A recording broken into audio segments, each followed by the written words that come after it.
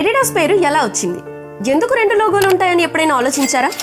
1920లో ఐడ్లాఫ్ Dessler తమ్ముడు రుడ్లాఫ్ Dessler కలిసి జర్మనీలో ఒక షూ మ్యానుఫ్యాక్చరింగ్ బిజినెస్ ని స్టార్ట్ చేశారు. కానీ పర్సనల్ గొడవల వల్ల 1947లో ఇద్దరూ విడిపోయారు. చిన్నవాడు రుడ్లాఫ్ పూమా కంపెనీ స్థాపించగా పెద్దవాడు అడ్లాఫ్ అడిడాస్ కంపెనీ స్థాపించాడు. అయితే అడిడాస్ అనే పేరు అడ్లాఫ్ డెస్లర్ నిక్ నేమ్ ఆది మరియు అతని చివరి పేరులోని 3 లెటర్స్ నుండి వచ్చింది. 1971లో ఈ అడిడాస్ లోగో వచ్చింది. ఈ పాత లోగోని ట్రైఫాయిల్ అని అంటారు. ట్రయాంగిల్ షేప్ లో ఉన్న ఈ 3 ఆకులు అప్పుడు 3 main markets North America, Europe, ఆసియాని సూచిస్తుంది. ఆ తర్వాత 1997లో సరికొత్త డిజైన్ తో 3 ప్యారలల్ స్ట్రైప్స్ ఉండే లోగోని ప్రవేశపెట్టారు. ఈ 3 స్ట్రైప్స్ కొండని సూచిస్తాయి, అంటే పర్వతంలో కష్టాలని ఎదుర్కొని గెలిచే స్పోర్టివ్నెస్ ని చూపిస్తుంది. పైగా ఆ 3 గీతలు పర్ఫార్మెన్స్, స్టైల్, ఇండివిజువాలిటీని కూడా చూపిస్తుంది. అయితే ఈ 2 లోగోలు ఉండటం వల్ల అడిడాస్ 2 డిఫరెంట్ మార్కెట్స్ కు టార్గెట్ చేయగలుగుతుంది. ఫర్ ఎగ్జాంపుల్ 3 స్ట్రైప్స్ స్పోర్ట్స్ లో ఎక్కువగా వాడతారు. Trefoil logo lifestyle, casual wears లో వాడతారు.